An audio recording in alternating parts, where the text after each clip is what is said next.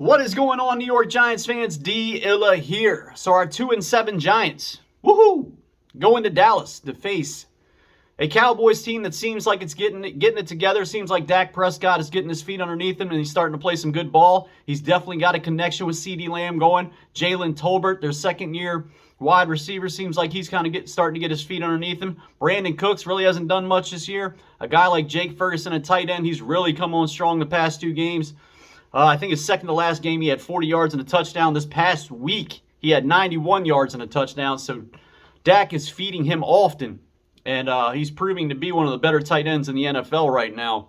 That 1-2 combination, Jake Ferguson and CeeDee Lamb, is just on an absolute tear at this point of the NFL season.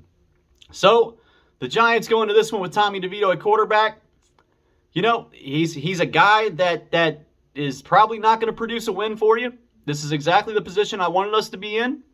This is the best thing for this team right now. I have stressed this all year long. I stressed this some last year before the season really even got going. So we are now on the road to getting our franchise quarterback and drafting a quarterback in the 2024 draft. That is the path we're on right now. And that should be all that is all we should be concerned with at this point in time. Trying to win games is counterproductive. If you're a person that wants to go out here and win games, I mean, dude, the only way that I can really describe that to you is it's like working and being in your 30s and not planning for your retirement. It's like, I don't really care what happens right now. I don't want to save money. I don't want to do anything to benefit myself.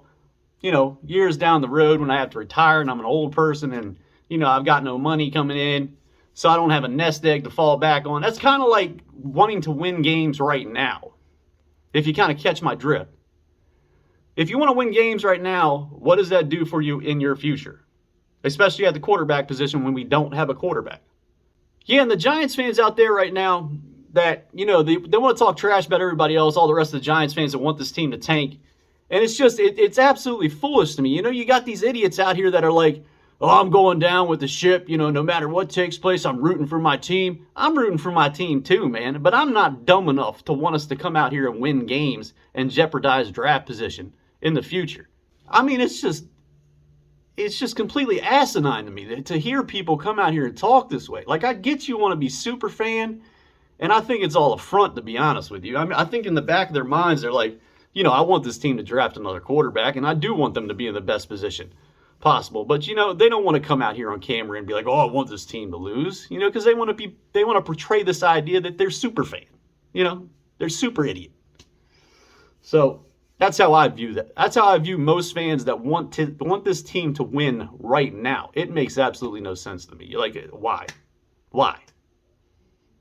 Even like 2 weeks ago. Like this, it was so obvious that this wasn't a playoff team. To anybody with half a brain out there, it couldn't be any clearer that this was not a playoff team. So, Dallas has got a lot of good pieces on that team. Strong defense, strong offense, strong defense. Tony Pollard really hasn't looked that good this year. I'd imagine against our defense, the way they played last week against the Raiders, considering we gave up 30 points to a rookie quarterback like what the hell, O'Connell, whatever the hell his first name was. I'm going to talk about that too, man. Kayvon Thibodeau. See, man, I praised you like 2 or 3 weeks ago. 2 weeks ago. I forgot who we played 2 weeks ago. Like most of the season, I have just wanted to forget. Like most of the Giants seasons over the past, 13 years at this point. There hasn't been much I've wanted to remember. There's nothing that really stands out in my head. I mean, last year was great and all. I didn't get my head too pumped up. Yeah, I mean, I was happy. I was excited about what was going on. But in the end, I knew most likely that it wasn't going to amount to the ultimate goal, and that's winning a Vince Lombardi trophy. So, Kayvon. You had your big games against Seattle. You had your big games against Washington. Two struggling offensive lines. Two offensive lines that have a plethora of injuries. You accumulate 3.5 sacks against those teams out of the 8.5 that you have right now. You go out there against a rookie quarterback in O'Connell, and you have no impact in that game. You do absolutely nothing. I don't even think he had a tackle. He may have had one tackle in that game. One tackle. No sacks. Was a complete non-fact. Didn't even know he was out there on the field. Didn't even know he was out there on the field. Then he has these 2 good games against Seattle, like I was saying. Seattle, Washington, dominates out there against those 2 teams. Goes out there and dominates 2 weeks ago. Has 3 sacks. Does just about everything under the sun. And then last week, again, you're facing a rookie quarterback. You're facing a guy that's going to be holding on to the ball, who doesn't necessarily make the quickest decisions in the world to get the ball out of his hand quick. So you would think a guy like Kayvon Thibodeau, a guy that was a top 5 pick, would have some kind of impact in that game. But he did not. He did not. And this is where all that stuff came about, with WFA and the Fan and those 2 guys talking trash about Kayvon Thibodeau and jumping down Carl Banks' throat about it. And in this game today, this is the type of game that those guys are talking about, that they were talking about. When you go up against solid teams like the Dallas Cowboys that have a very strong offensive line, have good offensive pieces, have a quarterback that can really decipher what a defense is doing to him. Now, maybe I'm giving Dak too much credit, but he's playing well right now. But when you go up against solid competition like this, you have to make your presence felt. You can't just go out here and feast on inferior competition and think everybody's going to look at you like you're an elite player. No, it don't work that way, Kayvon. And when you don't go out and produce against these good, solid teams like the Dallas Cowboys, our division rivals, you're going to have people take shots at you. And then when guys like Carl Banks, now yes, he is a former New York Giants legend. He is an absolute legend when it comes to this franchise. He has to stick up for you and maybe say things that aren't necessarily true and talk about how you need to look at the very small details to see the things that you are doing well. Like I said before, you shouldn't have to look at the small details. Like, your talent should pop off the screen, and literally it shouldn't be something that you have to diagnose with a microscope. These are the games that you show up in, Kayvon. These are the type of games that Kayvon Thibodeau needs to show up in. And you will shut people up, like those guys that were on that radio station giving Carl Banks a hard time. But in their defense, I feel like this game right here that we're getting ready to see today, these are the type of games that they are talking about when it comes to Kayvon. The San Francisco game. Yes, he had a sack in that one. But man, Brock Purdy basically ended up right in Kayvon's lap. He basically ran right in the direction of where Kayvon was for him in order to get that sack. It's not like there was this great rush coming off the edge from Kayvon for him to get to Purdy. Purdy basically ran in his direction or shuffled in his direction, and Kayvon got the sack. So when I made my video, kind of defending those guys, I didn't really like the whole, the way they approached the whole entire situation, but I understood where they were coming from.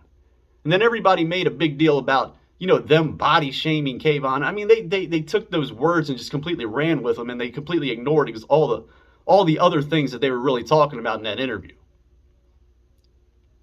But, that's how society is nowadays. Somebody says something about somebody's body, and oh God, it's the end of the world. The soft society that we live in now. But, yeah, we're going up against Dallas. This is a tough team. This is a team that beat us 40-0 when we were basically completely healthy. I don't think things are going to get much better. I think this is going to be another dominant effort by the Dallas Cowboys. I've got Saquon Barkley in fantasy. I'm thinking about sitting him because I don't think he has a chance in hell against this Dallas defense. I mean, Dallas, in terms of fantasy, Dallas may score anywhere from 20 to 25 points in this game in fantasy. And man, that is just an outlandish number when it comes to defensive statistics in fantasy football. But that could very well happen with Tommy DeVito at quarterback. So, strap yourself in, because I got a feeling we're all in store for a pretty rough one. But that's it for the video, you guys. Y'all take care. I'm sorry for the negativity in this video, but that's just life as a Giants fan right now. This is life as a Giants fan right now. But I'm looking forward to the end of the season. I'm looking forward to looking at these quarterbacks, guys like Caleb Williams, Drake May. Some things that scare me about Caleb, man. I worry about a guy that does a lot of running around behind the line of scrimmage, and a guy that could produce a lot of negative plays. Because, man, you can do that stuff in college, but you can't do that kind of stuff in the NFL. But, man, he can throw the ball from just about any position there is, man. Across his body, sidearm. I mean, there ain't a throw out there on that field that man can't make from what I've seen. Drake May, I mean, he seems like he's got really good pocket presence, moves around that pocket well. You know, he can throw it from a couple different arm angles himself. He's got a lot of speed. I mean, he seems like he's your, prototypical passer. So I don't know out of those two, man. I really don't. I don't watch enough college football to really, dissect these quarterbacks. I mean, I'm going to try my best to over the next couple months and see what I come across and see what my ultimate, whatever you want to call it is on these two guys. But yeah, I mean, that's it. That's really what we all have to look for at this point in time as far as being Giants fans go. And that's it, man. Just enjoy the rest of the season. Try to take the little pieces out of the season that you possibly can that are enjoyable.